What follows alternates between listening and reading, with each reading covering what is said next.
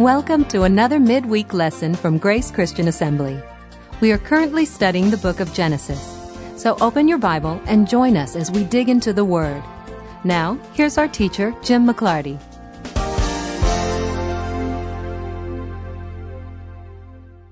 Well, apparently, despite my best efforts, I did not manage to run anybody off Sunday morning.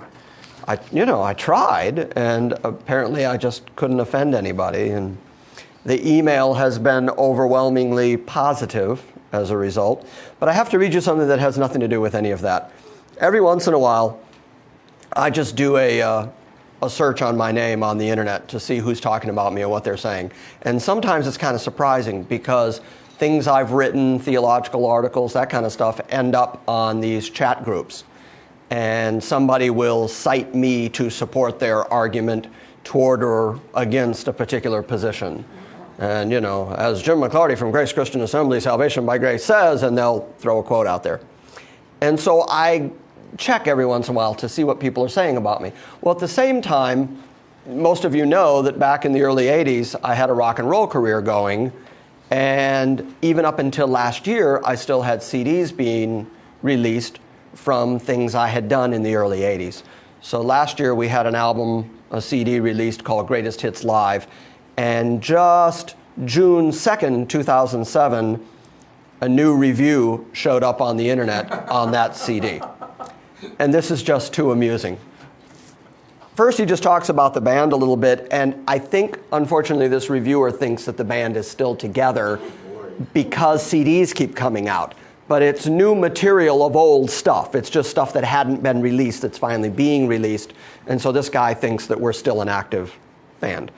And then he did a search on me and apparently came up with some rather startling results that he had to incorporate into his review.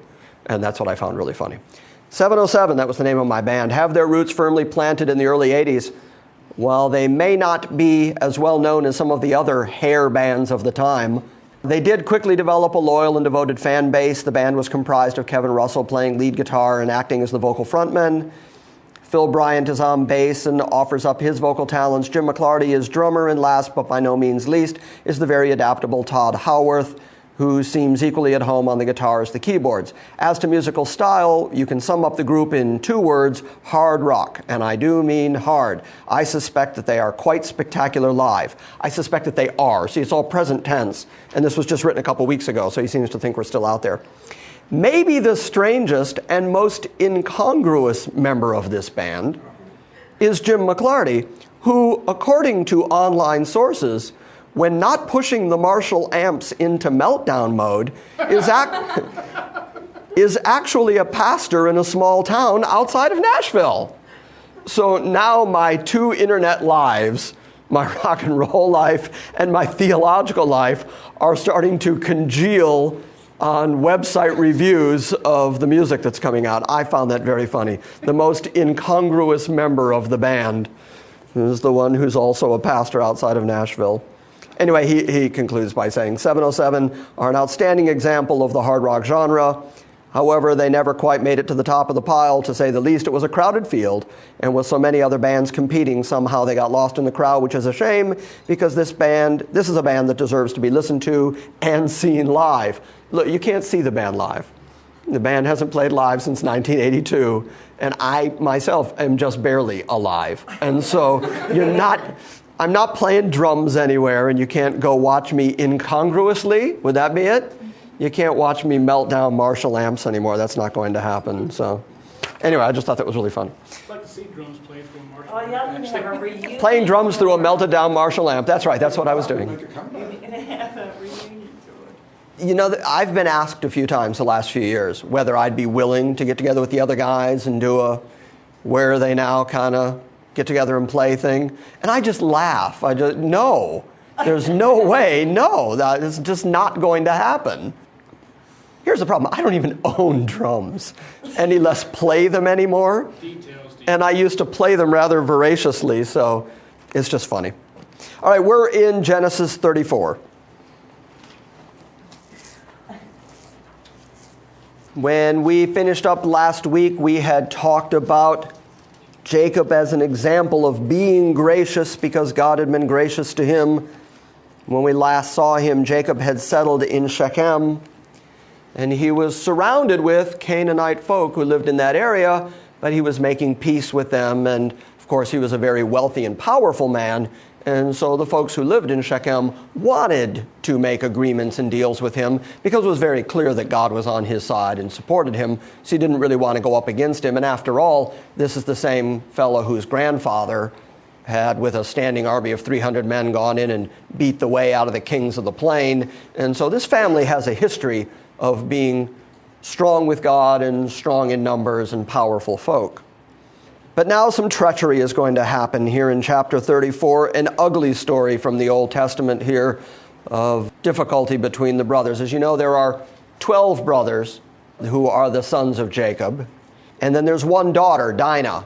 And so as you might expect, all of the brothers watch out for Dinah.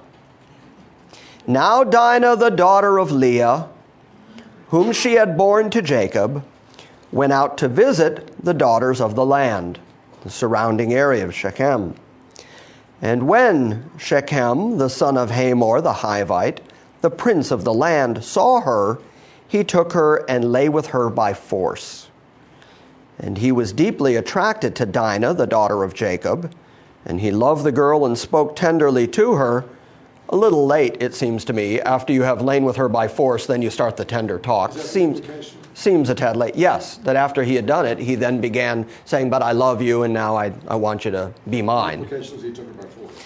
Yes, that he raped her. That's the implication, yes. And that becomes more clear when you see how the brothers react.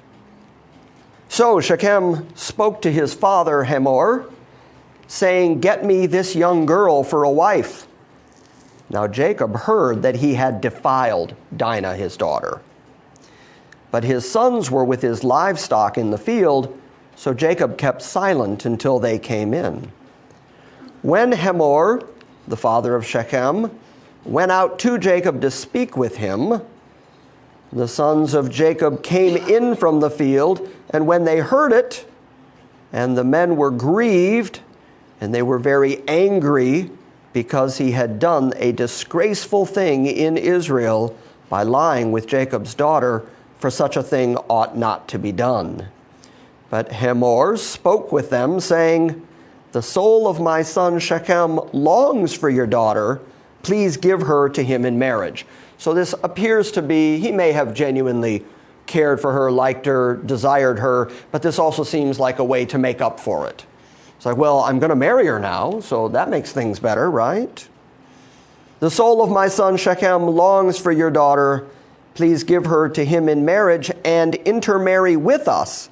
Give your daughters to us and take our daughters for yourselves. Now, you may recall that so far in the book of Genesis, when Jacob and Esau both went and began marrying and having children, that Esau was the first to take wives, and the first two wives he took were local Canaanite women. And you may recall how his mother went to his dad and said, it grieves me that he has married these two women. So they were very specific to send Jacob back to Ur of the Chaldees, back to the land of their family, so that there wouldn't be this kind of intermarriage with the people of the land who God was going to ultimately drive out when he gave the land to the descendants of Abraham. So they're trying to keep it within the family, and now this guy, a Canaanite, is trying to force his way into the family and saying, let's intermarry together, which is opposite of everything you've seen from the Abraham lineage this far. Intermarry with us, give us your daughters, and take our daughters for yourselves. Thus you will live with us, and the land shall be open before you. Live and trade in it, and acquire property in it. It seems like an interesting kind of come on, doesn't it? Trade and live here and acquire property here. Who does that property ultimately belong to anyway? Israel. It's their property anyway. God has already told them, you're going to get all this land. But Shechem and Hamor, they believe that, well, this is our land, and maybe we can make a deal where we can trade some property with them, not realizing that the property is going to ultimately end up in Jacob's hands anyway. Shechem also said to her father and to her brothers, if I find favor in your sight, then I will give whatever you say to me. So I'll give you the big dowry. Whatever it is you want for her, I'll give it to you. Ask me ever so much bridal payment and gift, and I will give according to all that you say to me, but give me the girl in marriage. But Jacob's sons answered Shechem and his father Hamor with deceit, and spoke to them because he had defiled Dinah, their sister. And they said to them, we cannot do this thing, to give our sister to one who is uncircumcised, for that would be a disgrace to us. That is one of the signs of all the descendants, the male descendants of Abraham, is that they would be circumcised. So they're using circumcision at this point as their rationale for saying, we can't give you to her, but Moses is very clear to point out right at the top here, they're going to do this deceitfully. They're going to trick these guys. They don't think there's any way they'll do it? No, they're not going to do it. This is a deceitful trick they're pulling. They said to them, we cannot do this thing and give our sister to one who is uncircumcised, for that would be a disgrace to us. Only on this condition will we consent to you. If you will become like us, in that every male of you will be circumcised, then we will give our daughters to you, and we will take your daughters for ourselves, and we will live with you, and we will become one people. Now this is advantageous to the folks at Hamor. Remember, Jacob came back with companies and companies of people and herds and flocks. He was a very wealthy man.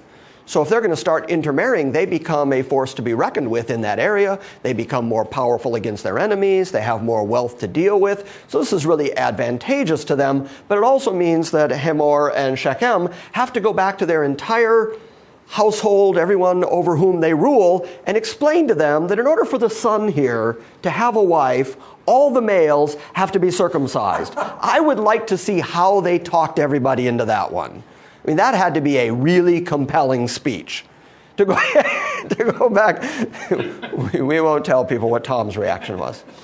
But to tell all the males, look, we all have to be circumcised in order that my son can be married.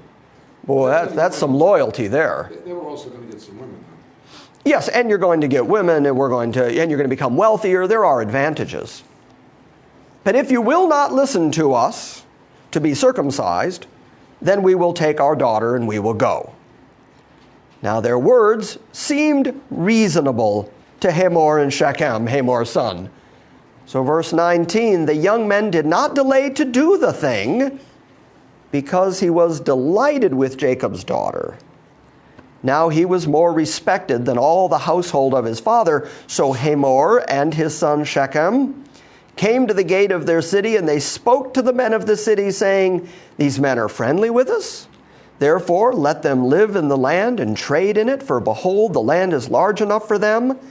Let us take their daughters in marriage and give our daughters to them.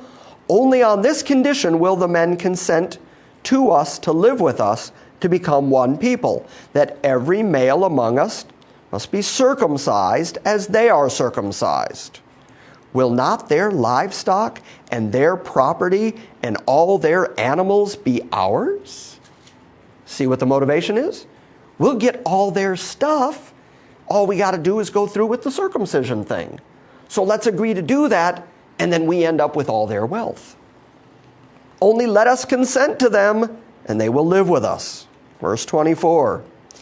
And all who went out of the gate of the city listened to Hamor and to his son Shechem, and every male was circumcised, all who went out of the gate of his city. Now it came about on the third day, when all the men were in pain, while all the men were in pain, two of Jacob's sons, Simeon and Levi, Dinah's brothers, each took his sword and came upon the city unaware and killed every male. So it was treachery from the beginning. And by the way, Simeon and Levi would have been two of the sons who were born to the same mother. Same mom, same dad. A real family connection in a way that even Joseph wouldn't have been connected to Dinah. They would have shared a dad but not a mom. These are Leah's children. It's Leah's daughter. It's Leah's sons. So Simeon and Levi, Dinah's brothers, each took his sword and came upon the city unaware and killed every male. And they killed Hamor and his son Shechem with the edge of the sword, and they took Dinah from Shechem's house, and they went forth. Jacob's sons came upon the slain, and they looted the city because they had defiled their sister. They took their flocks and their herds and their donkeys, and that which was in the city and that which was in the field. And they captured and they looted all the wealth and all their little ones and their wives, even all that was in their houses. Then Jacob said to Simeon and Levi, "You have brought trouble on me by making me odious among the inhabitants of the land, among the Canaanites and the Perizzites. And my men, being few in number, they will gather together against me and attack me, and I shall be destroyed, I and my household." But they said, "Should he treat our sister as a harlot?" So there's a lot going on here. First off, Jacob, whose name has been changed to Israel, has been told that he's going to get the birthright of his father, and in the next chapter, as he goes to Bethel, God is going to show up and promise him the Abrahamic covenant, which includes all the land. But remember, when he left Bethel the first time, God spoke to him there and said, "I'll be with you, and I'm going to take you to your father's land, and I'm going to make you rich, and I'm going to bring you back here to Bethel, and nothing's going to hurt you, nothing's going to get you. I'm going to take care of you." And so people will say, well, Jacob have I loved, Esau have I hated, is a direct result of the fact that Jacob was the good one and Esau was the bad one. And since God knew that Jacob was going to be the good and faithful one and Esau was going to be the bad and troublesome, quarrelsome one, that's the reason God said, Jacob have I loved and Esau have I hated. Last week we saw Esau be the peacemaker. Remember, Jacob sent all his flocks and his herds and his gifts and his wife and his children, everybody ahead of him, in the hope that by the time he got to Esau, Esau's heart would be softer and Esau would not kill him. And by the time he got there, Esau said, "I don't want anything that's yours." Fell on his neck, hugged him, kissed him. And they cried together for being joined together after 20 years. I think if you look at that story, you'd have to say, well, turns out Esau was kind of the good guy in that story, wasn't he? And then now you've got Jacob, who has a promise right from God, "I'm going to bring you back to Bethel.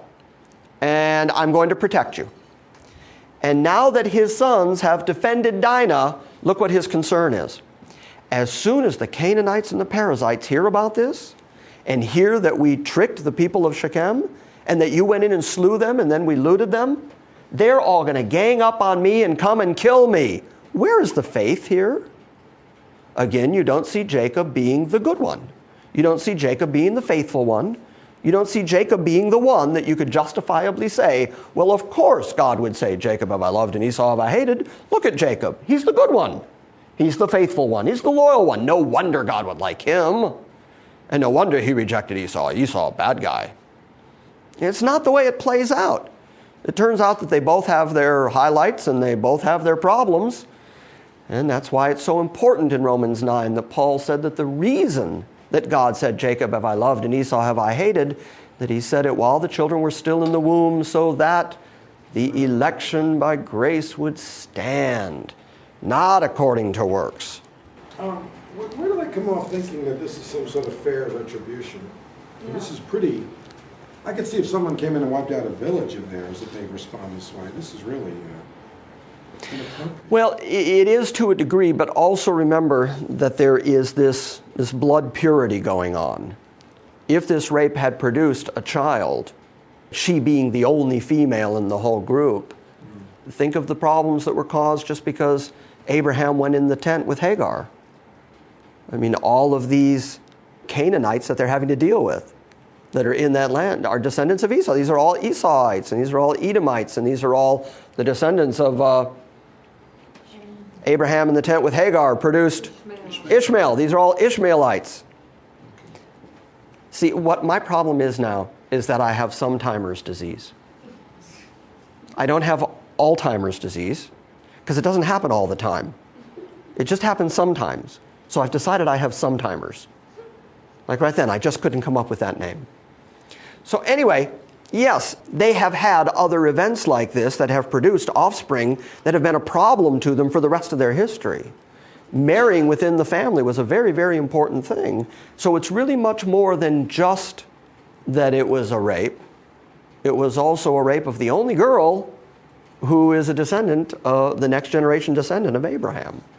So I think there's a lot at work here. And so that takes us to chapter 35. Then God said to Jacob, "Arise and go to Bethel." This is the completion of a cycle. He was on his way leaving the promised land to go to the land of his fathers, to go look for a wife, when he laid his head down on a rock, slept on that rock, saw a ladder with angels descending and ascending on it, saw God standing above it, and that place was called Bethel, house of God. And so he made a vow to God there and said, "If you return me to this place, I will give you a tenth of everything I acquire between the time I leave and come back." And God is keeping that vow. God has said to him, "You're on your way back to Bethel. I'll meet you at Bethel. We're headed for Bethel." He's going to go back to that same place because God is reminding him that before he ever left, God showed up and said, "You're mine, you're going to get the covenant, you're going to get this land, and I'm going to take care of you, and I'm going to return you to this place." So now God is driving him back to that place. Despite Jacob's faithlessness, God is nevertheless driving him back to that same place because God is faithful, God is consistent, God keeps his word. And what's going to happen when he gets to Bethel? God is going to repeat the Abrahamic covenant and say it now belongs to Jacob. So we're going to see a principle established here, which is that Abraham, of course, was the first recipient of everything that entails the Abrahamic covenant. But then we saw Isaac, and then we saw God speak to Isaac and say to Isaac, "This is the covenant I made with your father Abraham, and now I make it with you." And he gave him all the details of it again. Now he's going to say it to Jacob in chapter 35. Repeat the Abrahamic covenant and say, "Now I've given it to you." And the principle at work here is that the Abrahamic covenant is moving generation to generation, and God is picking specific people, in this case, the younger of the two, the one who shouldn't have gotten the birthright. God is, by his grace, by his election, picking the recipients of the Abrahamic covenant. And it's very important to know that, because once we get to where the Abrahamic covenant goes after Jacob, understanding what happens when he passes it down to his sons will help you understand an intrinsic part of Old Testament Israelology that the vast, vast, vast majority of the church world doesn't get. And so I'm really being very careful and very pedantic here to point out this principle that the Abrahamic covenant is moving generation to generation to particular individuals. Got that? Yes? Well, and in keeping with that, as you pointed out, he makes promises to people, and then they show that they're a bunch of foolish acting people. He not only has a bunch of murderers under him, but they're all idle. They're still fooling with idols here, and earrings and all sorts of things. That's the next thing he has to do, is tell everybody to get rid of their idols. So aren't Sure. they being rewarded for being faithful? Right. No, they're not being rewarded for being faithful. God's being faithful. Well, you may recall that when they left Laban's house, Rachel grabbed one of her father's idols and hid it from him when he came chasing after them and saying, "Somebody stole my idols." And so she stuck it in with all of the camel's saddles and blankets and stuff, and then sat down on it so that her dad wouldn't lift it and look at it. So there are idols in the camp of Jacob as he's moving and as he's living in Shechem, and of course all the people that he has acquired from Laban. Let's think backwards yet again. We're talking about people who are the family and lineage of Abraham. Abraham's father was an idol maker. All right? When Abraham was in Ur of the Chaldees, he was an idol worshiper, and God came and called him. So it's not surprising that when they would go back to the family of Laban and then get servants from Laban, of course they'd be idol worshipers. And so he has to clear out the idols before he gets to Bethel, the house of God. Then God said to Jacob, "Arise, go up to Bethel, and live there, and make an altar there to God, who appeared to you when you fled from your brother Esau." God is reminding him. You notice how God said, remember when you ran away from Esau and you came to Bethel and I showed up? Well, I'm the same God now, and it's been 20 years. Go back to Bethel, live there. I'll meet you there. I am the same God who talked to you when you were leaving. Now you're coming back. And oh yeah, you remember the whole 10% part, right? So Jacob said to his household and to all that were with him, put away your foreign gods, which are among you, and purify yourselves, and change your garments. And let us arise and go up to Bethel. And I will make an altar there to God, who answered me in the day of my distress, and has been with me wherever I have gone. I think it's interesting to watch the transition as Moses is writing this, remembering that Moses has a whole lot of detail he could work with, the particular things that he writes and the order that he puts them in. In verse 30 of the previous chapter, you just saw Jacob saying, the Canaanites and the Perizzites, my men are few in number, so they're going to come and gather against me and attack me, and I shall be destroyed, I and all my household. Now he's going to that same household and saying to them, purify yourself, put on clean garments, put away your foreign gods. We're going to go build an altar to God, who answered me in the day of my distress and has been with me wherever I have gone. Listen to the faith that he is now exemplifying because he's heard from God.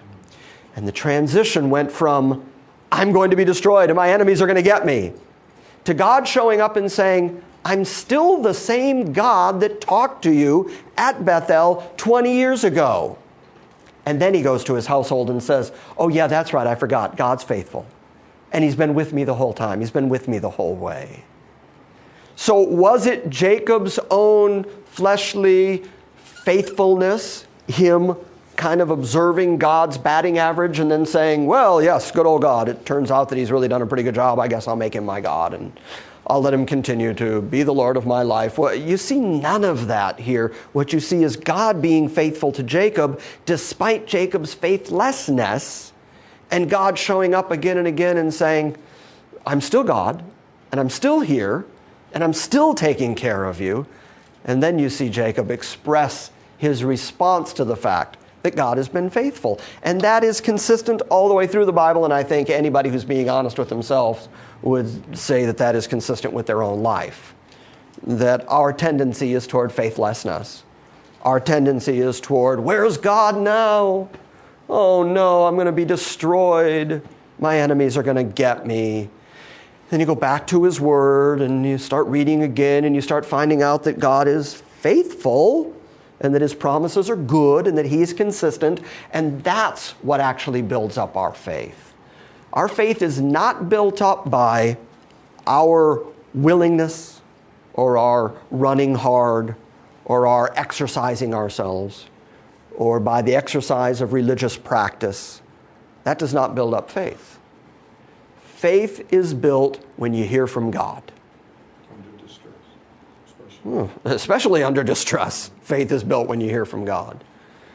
Going back to his word, that's why I just keep pounding his word and pounding his word, is that the more you find out about the faithfulness of God and the more you understand that he has your best interest in mind, then your faith in him is built up again. Paul talks frequently about the fact that the troubles of this life, the struggles of this life, create in us a patience, a triedness, and that patience that comes through going through trouble and trials in this life produces hope.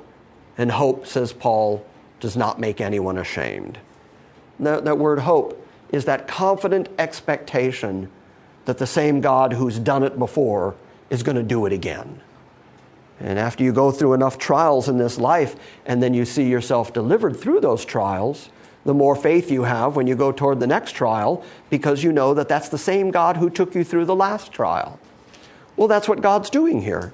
He's saying, remember when you were running from your brother? I met you at Bethel. Now here you are running from the Canaanites and the Perizzites, thinking they're going to destroy you. I'm the same God.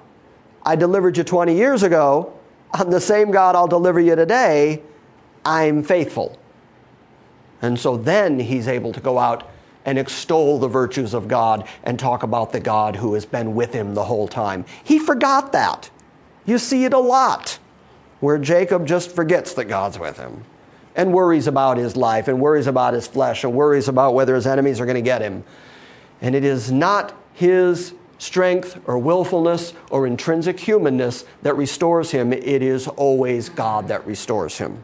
And this is consistent in the whole Bible. For instance, one of the most consistent personality profiles that we get in the New Testament is that of Peter. And what we see of Peter consistently is that he's always saying the wrong thing, open mouth, insert foot, spends a lot of time with sandals in his mouth. Peter's always the one saying and doing the wrong thing. And we can look at it again and again in the Bible and see Peter misstepping. And every single time that Peter missteps, you can read right behind it how Jesus restores him. It's always Peter doing the wrong thing, and it's always Christ doing the right thing. And you never, ever once read a story about Peter where Peter missteps, makes a mistake, even so far as denying the Lord, swearing, cussing like the old fisherman he was, and denying he ever knew Jesus to save his own hide. Never once do you see Peter ever restore himself. You never see any of the gospel writers say, and then Peter came back to himself and went, oh my goodness, what a mistake I've made. I must correct myself immediately. You don't see any of that. Instead, every time he slips, I'll give you the most classic example. I've used this example many times, but when Jesus has the conversation with Peter and says, Satan has desired to have you, that he may sift you like wheat. The reason I bring that up frequently is because I think that's perhaps the most frightening statement that Jesus made during his time on earth. When Jesus says to a human being, I've had a conversation with Satan, and he knows that scripturally he gets somebody, because he knows it's prophesied that the one that breaks bread at my table is also going to put his hand toward betraying me. So Satan knows the scripture well enough to know he gets one of you, and based on your performance so far, Peter, Satan seems to think it's you. And Satan has desired to have you. And then that very chilling phrase, to sift you like wheat. So Peter's performance to this moment has led even Satan to say, this guy's a goner. There's no way this guy is going to make it all the way to heaven. I'm going to get this guy. I'm going to eat him up and spit him out. I get him. And the next thing Jesus says is, but I have prayed for you that your faith fail not. Did he say, Peter, Satan's desired to have you. Now pray. Satan's desired to have you. Join a church, get busy, get on a committee, get to work. The only thing that was going to save Peter from the destruction Satan intended for him was if Jesus interceded. And boy, what a comfort it had to be to Peter when Jesus said, I prayed for you, that your faith won't fail. And you see that consistently. 3 times Peter denied him. And then after the resurrection, Jesus shows up on the seashore and 3 times says to that same Peter, do you love me? I mean, it's always Jesus that's doing the restoring. It's always we humans that are doing the tripping up, the messing up. That's why I love the fact that the gospel writers were so forthcoming in their stories about Peter, because we can all relate. I can't relate to Nathaniel, because when he shows up, Jesus says, behold, an Israelite indeed in whom there is no guile. I cannot relate to this. I don't know what it is like to think of myself as having no guile, to be pure in my intentions and thoughts and not trying to trip anybody. No, I can relate to Peter. Peter, I got that one down. I've got the whole tripping up, messing up, put your foot in mouth. I can do that. So I'm really glad to see that it was never up to Peter to sustain himself.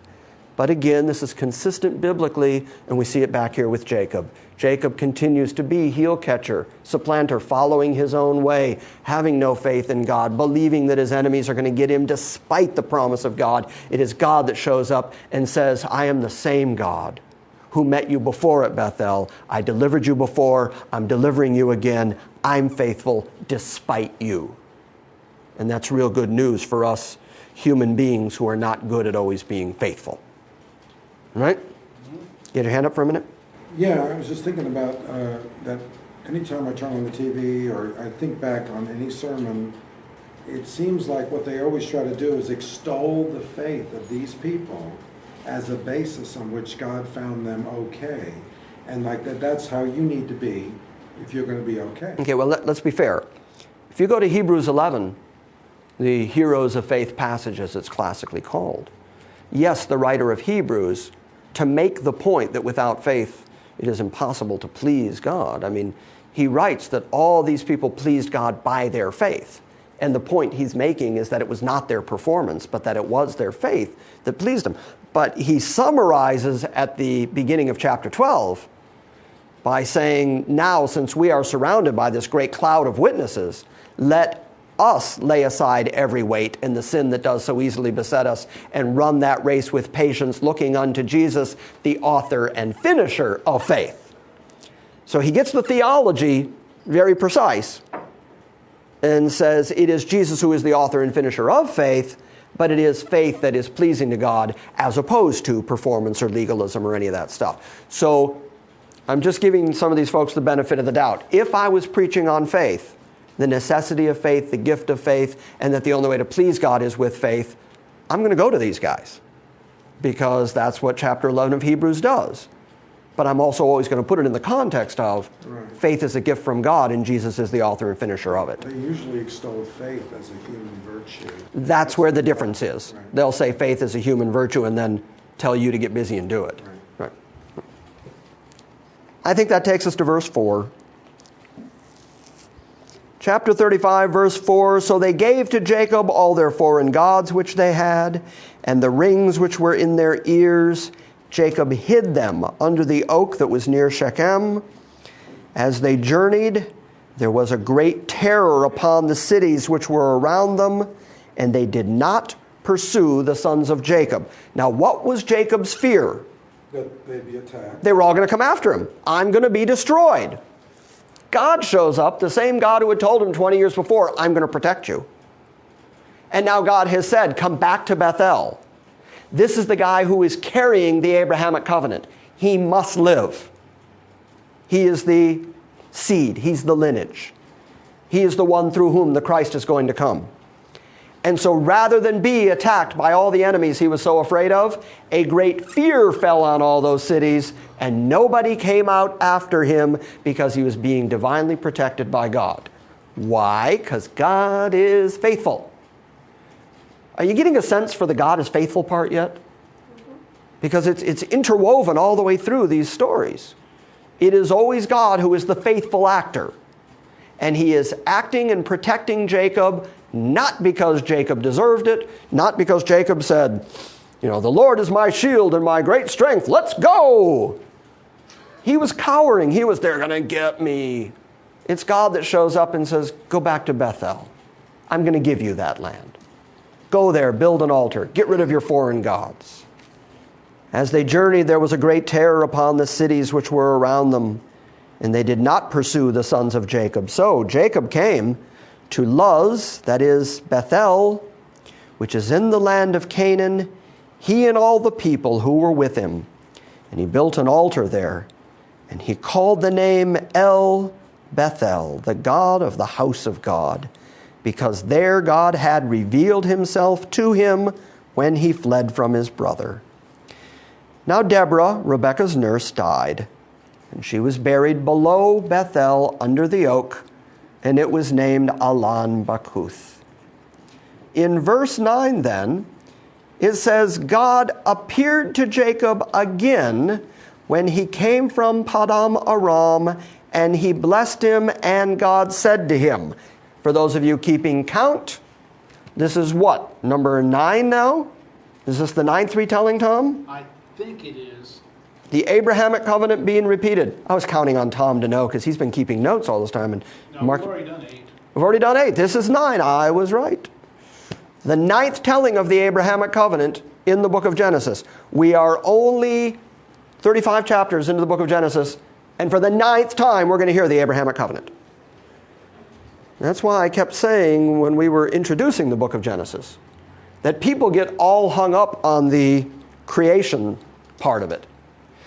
And they say, well, what about how many actual days it took to make the heaven and earth? And what about the dinosaurs? Where do they fit into here? Where do they? They get all hung up on the stuff that Moses blew through in 2 chapters. Moses did not put the emphasis on how the earth was made. It was God made it. He made it in 7 days. He made it in 6 days. He rested on the 7th day. He made it in this order, and then he just makes this beeline from there to the Abrahamic covenant. And now we're into the 9th telling of the Abrahamic covenant. That is how important Moses saw the Abrahamic covenant to be. So let's put the emphasis in the book of Genesis where the writer put the emphasis. He did not write much at all about the creation because the book of Genesis is not ultimately about the creation. By the way, Moses did not call the first book of the Pentateuch, the 5 books that he wrote, he didn't call it Genesis. That's a name that was added later by Bible publishers and such, because it does start with in the beginning, the genesis of all things, the creation of things. But Moses did not sit down and write, now the book of Genesis, the creation of all things, the beginning, because the emphasis in Moses, if you just read it, if somebody just gave it to you, you would see, okay, God created everything. That's why he's called the God who made heaven and earth. And here he's said to have made heaven and earth. But you see that the emphasis moves real fast through. And then there were 7 generations, and then there was Noah, and then there was a flood, and then after the flood there were people, and they scattered out, and then God went to Abraham and Ur of the Chaldees, and all of a sudden it goes from Evelyn Wood's speed reading. The whole book slows down, takes its time, and starts talking about the Abrahamic covenant. Because the Abrahamic covenant is just so essential, it's such bedrock material to the whole rest of the Bible, that even the New Covenant is based on the Abrahamic covenant.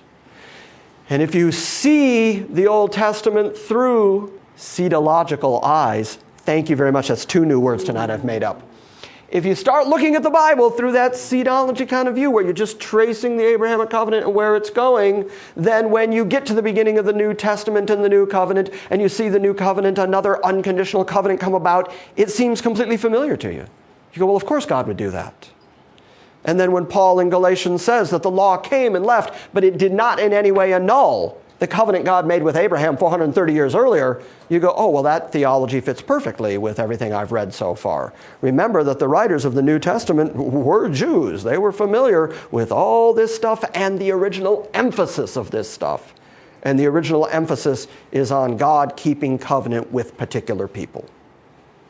And so when God sends his Son, and somebody says to you, the Son came to save particular people, you don't have a problem with that.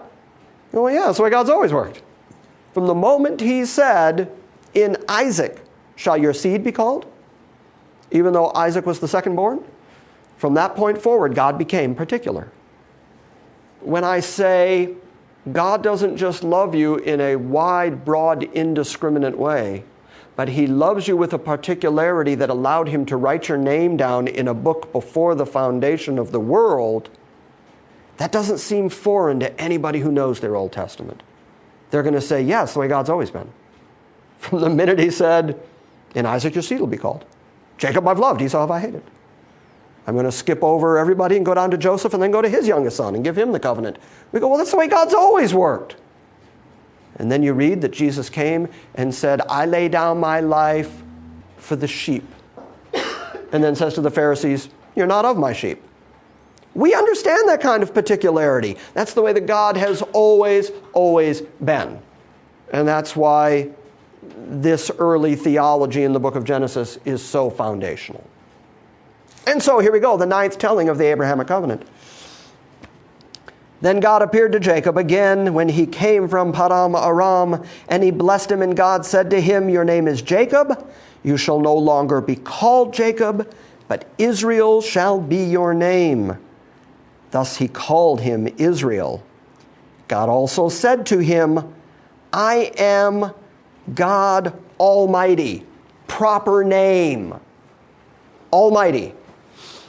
I know this seems kind of obvious, but I'm going to say it again because people get this wrong constantly. If God has all power, if he is indeed almighty, is there any other power or might left over somewhere? Nope. There just can't be. You're talking about the God, remember, who made everything and who knows everything, who does everything according to his own plan and purpose, the God who sits on his throne and does whatever he pleases, and then he gives himself the name, the revelatory name, I am God who has all the power. Do you think when he said that he could have been aware of some other tangential power out there somewhere in his universe that he just chose not to mention? On some distant planet, on some distant star somewhere, there is some guy with some power, but we just won't mention him. No, he said, I'm the God who has all the power. What is he trying to tell you at that moment? There's no free will? Well, yes, there's no free will. That would be a good start. Let me just say, it never occurred to me, till you just said it that way, that free will is a form of power that people covet. Yes. And that is what they get so offended Sure. about. Yes. Because that really is like a magical thing where you can exert God's favor. It never occurred You to me- control God by getting him to do what you want him to do if you say the formula. So you have the power, right? Yes. So are you a Christian if you believe that you exercised your power to save? Yes, you can be. I don't even want to go down that road. Because now you're asking, are you a Christian? Can you believe? That theology. Well, I have a, let me Is that theology biblical? No, that theology is I not said- biblical. I said, is that theology able to save? Is that theology able to save? If I go with Paul, I have to say no, because he went so far as to say, if any man preach anything other than what you've received, let him be accursed. Now, he couldn't say that if it was, well, it's a slightly different theology, but it does save. Then he couldn't say, these need to be accursed for preaching it. So, no, I don't believe it is a theology that can ultimately save, but having said that, theology doesn't save, God does. Can God save people who are theologically confused? Sure, because salvation is in the finished work of his Son. And so, go ahead. I had a little inspiration reading through this last week. Were you reading ahead again? No, this was in the New Testament. But anyhow, he was talking about Abraham's salvation. And it said his faith, God, because of his faith, Abraham believed God. And God counted it for righteousness. And God counted it for righteousness. Right. And he wasn't circumcised until years later. Right. So that gives Yes. God room to save anybody who believes. Yes. That also gives God room to give faith, since faith is a gift, that Jesus is the author and finisher of faith. You're saved by grace through faith, and that not of yourself. It is a gift of God, not of works lest any man should boast. That means that God can give faith and exchange that for righteousness to anybody he chooses to save. But having said that, there also has to be faith involved, and that faith is faith in the finished work of Christ. Well, And and so- gives God their justification for saving them. And the reason that's such good news, guys, let's expand on that for a little bit, because Jennifer and I have talked about this before at some length. The great part of the realization that God saves by grace, based on the finished work of his Son and not anything within us, so that we don't start getting arrogant and thinking, well, I got saved because I had my theology right. Or I got saved because I had all my doctrine straight and I dotted every I and crossed every T. The great part about him being able to save anybody is that he can save a child who is never going to be able to comprehend faith or who Jesus is, because it's not based on the person, it's based on God's grace. He can save a person who went to Vietnam and, took a bullet to the head and hasn't known who he is since. God is still able to save that man, because it's not based on his ability to comprehend God. It's based on God being faithful to the finished work of his Son. Well, isn't all of that based on the fact that Satan could accuse God of being unjust? And because Christ made such a sacrifice of himself, Satan has nothing else to say. He has to declare God just and give him faith to whomever he chooses. Mm-hmm. Yeah, I mean, when it says that the judge of all the earth will do right, then I got to go with that and say whatever God does is right and is just. Because again, it is based on a payment. It is based on a price. A price has been paid. His wrath has been satisfied. Right, that all sin has to be paid for. And Yeah. Satan evidently is not going to argue about the price that Yeah. That price was sufficient. Yeah. Yeah. Okay, so now that we've said all that, God can do all that because he has all the power, and he can do it for particular people because he's always been particular. So our theology and our doctrine continues to be completely biblical, and thank God for that kind of grace. Pardon me? And completely individual.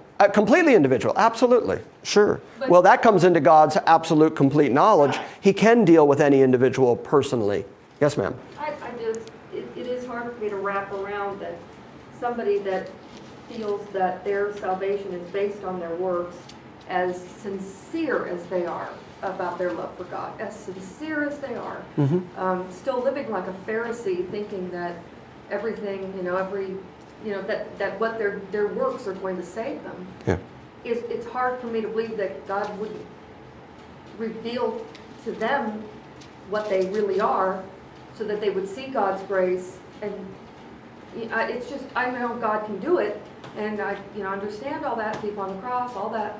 It just seems like it would be Awful hard for God to do that. Yeah, I don't know. Yeah, it would. I just don't think that that's the norm. Well, I think there's two things there. I think number one, when you say they're Pharisees, but they have a great love for God, as an outsider, you're looking at them and saying, what I see is, I see that they love God, and I see that they're legalistic, and I don't know how to make that work. Yes. Well, fortunately, you're talking about a God who knows them, knows their heart, and yet why God doesn't reveal the truth to them, I end up taking a hard line, and it's unfortunate, but I end up going back to Jesus walking around saying, I speak in parables to them so that they'll hear and not understand. Jim, I believe God saved me in 1973, but until I started talking to him, I did not. Right. But see, that's the answer to your question, Jennifer.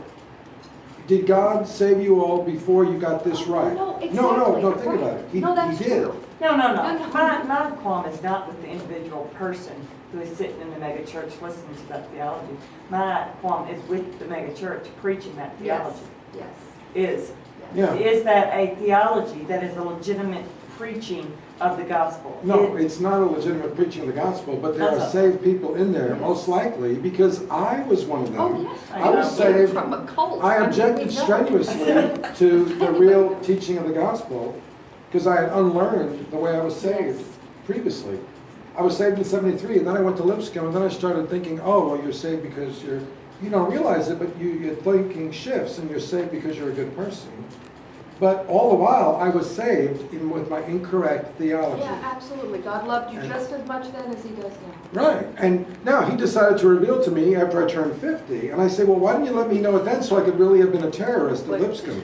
Well, God obviously is smarter than me. I know. But there was a purpose. So, yeah, theologically, it's not something you can preach. Here's my problem. Here's what I've always, I was like, we're sitting here at this little church.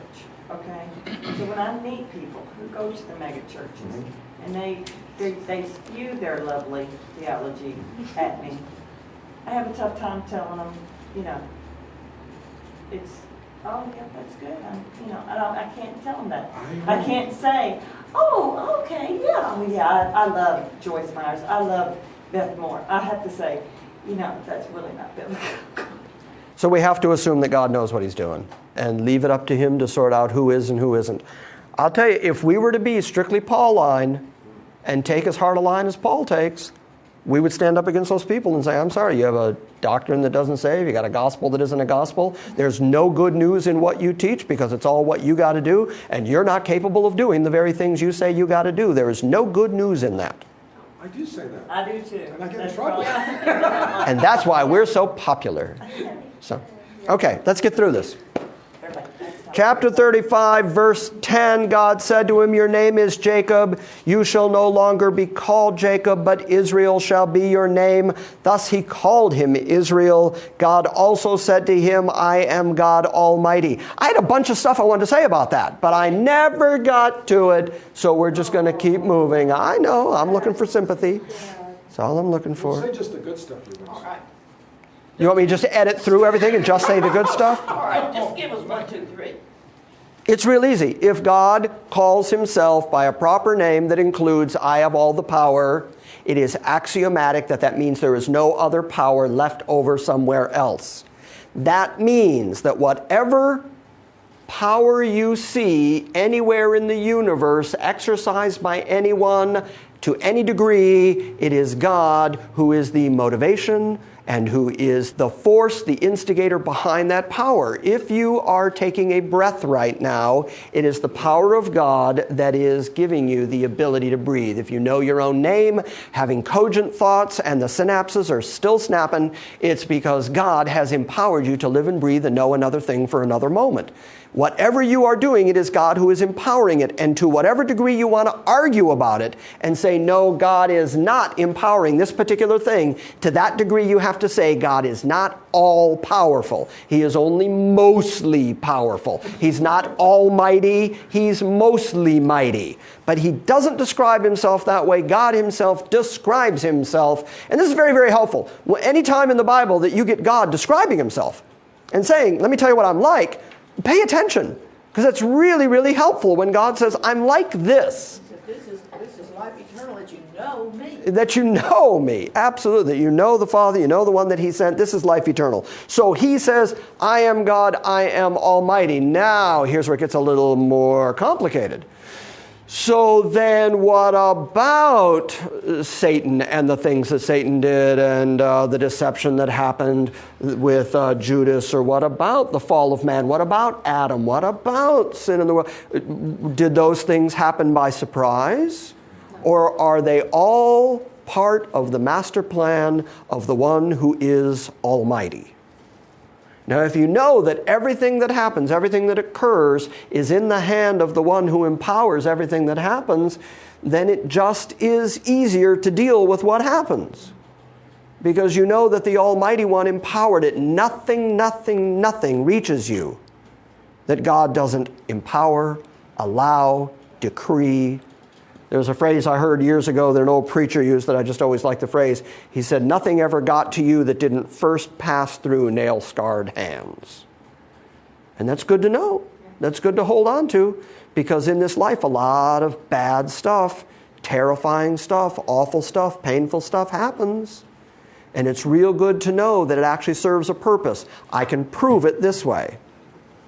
The worst thing that happened in the garden was that the man with the freest will, who had access to the tree of life and could have lived happily forever in God's presence, only one restriction against his will, and he did that thing. Now that plunged all of mankind into darkness and depravity and sin, the end result of which is the Son of God, who was the Lamb slain before the foundation of the world, is going to end up with all the glory and all the honor, and every knee is going to bow and every tongue is going to confess that Jesus Christ is Lord, to the glory of God the Father. And through eternal ages, all the saints and angels in heaven are going to sing to the glory of the Son, because of the sacrifice that he gave to redeem the people of God. That is the most magnificent end result anybody could imagine, and it happened because of the terrible thing that happened when the man fell. See, there's plan there. There's purpose to that. I'm sure all of us who have lived long enough can say that stuff that happened in our life that was bad, that was difficult, that was problematic, those are also the key places where we learned the most and grew up the most and got closer to God. You pray a lot more heartfelt prayers when you're in trouble than you do when you're comfortable. When things are going good, it's much easier to take God for granted. But when you're in trouble, you don't take God for granted. You're on your knees all the time. God help me. God, I need. God knows that. He uses the trouble and the problems and everything to draw you to himself, because he is God Almighty. He is empowering not just some of the stuff, not just the good stuff. He is empowering all the stuff that happens in his universe. So things don't happen by accident. They happen by the one who has all the power. And if you can argue any other philosophy or theology, then you got to get God to change his name. You say, okay, God, sorry, but you're God pretty powerful. You're God mostly mighty. But if he describes himself and gives himself the proper name, I'm God who has all the might, then there is no other might, there is no other power, it's all him. Therefore, all the glory will, of course, naturally redound to him. All the worship will be pointed toward him, and the culmination of all human life and the events of the universe culminate in the glory of God, because he has all the power. That's the way he designed it. That's what he's up to. That's what he's doing, and you can't stop him because he has all the power. You don't think Satan has power? If Satan has some power that is actually Satan's, I mean intrinsic to Satan. No, when it was given to him by God. It's given to him, and if it's given to him by God, isn't it also controlled by God? Well, Limited by God? Doled out by God? yes. Right, sure. Because we know at the end of the book of Revelation that God's going to put him in the lake of fire. Right. If he can do it at the end, why can't he do it now? He can do it any time he wants. So why hasn't he yet? Because to this moment it serves a purpose. The one who has all the power is working out his own purposes, and Satan actually plays into his master plan. And when he's done with Satan, he's going to put him in the lake of fire because he doesn't need him anymore. But as long as the plan is at work, then Satan still has a place, because the Almighty is at work. I am God Almighty. Be fruitful and multiply. A nation and a company of nations shall come from you. Where else did we hear that? Abraham.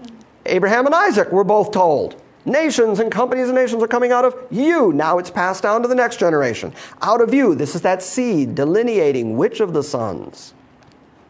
Kings shall come forth from you, and the land which I gave to Abraham and Isaac, I will give it to you. Is there any part of the Abrahamic covenant that's not being included here? And I will give the land to your descendants after you. There it is, the Abrahamic covenant passed on from Abraham to Isaac to Jacob completely. So you have to understand that God is capable and willing and has practiced and demonstrated his ability and his will and his desire to pass the Abrahamic covenant along. Therefore, Paul could say in the book of Galatians that that covenant was still alive and well, doing fine, hadn't been annulled, nothing changed. God is still in the activity of being in covenant with particular people. It's the way he's always been. Got that? Okay, we'll stop right there. We'll start at verse 13. Somebody mark your Bible. Then God went up from him in the place where he had spoken with him. And we'll pick up there. Any questions about all that? Any questions? Jennifer rolled her eyes like, any questions? We were talking just earlier, before we started tonight, Alex and I were talking about this land thing and how important this land thing is. I'm just seeing it. Again. I can see why you, I mean, when you would say all that, I mean, this is the very link that he's offering. The land is the link. The biggest link. It's Yeah. not like a throw-in. It Right. is the essence of the promise. Right. And it's not to Judah, it's to Ephraim. Well, we'll get to that. We'll get to where those promises go. But that's why I'm being so pedagogical about saying it goes to particular people. Particular men are carrying the promise, because later when it goes to particular men, we have to know which particular men it's gone to, because it has to be fulfilled in the people who are particularly carrying the promise. And when you get to the New Testament and start saying that the land has been done away with or been spiritualized or it's a type of heaven or whatever else, you are undermining. Out of all of it. Exactly. You've made a mess of all of it, because the land is the core and the essence of the Abrahamic covenant. And as long as the covenant is still alive and well, so is the land promise. You can't get rid of it. God, but in the many of the prophecies, he'd say, prophesy to the hills of Judah, prophesy Yeah. to the mountains of Israel. The And land is that's where important. The prophecy is landed right there in that geography. Right there. Right. Why do you think the heavenly city that comes down is called New Jerusalem? I would think that'd be a clue. I would think anybody would go, well, it has the word Jerusalem right in it. And the gates have the names of the 12 tribes on them. Huh. And the walls and the foundations have the names of the apostles. 12 of them. It all kind of fits. Jesus told the apostles they would sit on thrones Judging the 12 tribes. So there need to be 12 tribes. Yeah, exactly right. And there's 144,000, 12,000 from each of the 12 tribes. Gee, it just all kind of keeps coming up, doesn't it? Yes, but Well, then if there's that much detail that is carried over into the New Testament, and Paul is still arguing for the continuity of the Abrahamic covenant, then the foundation of it, the land, has to continue to be a part of it, because that is what defines it.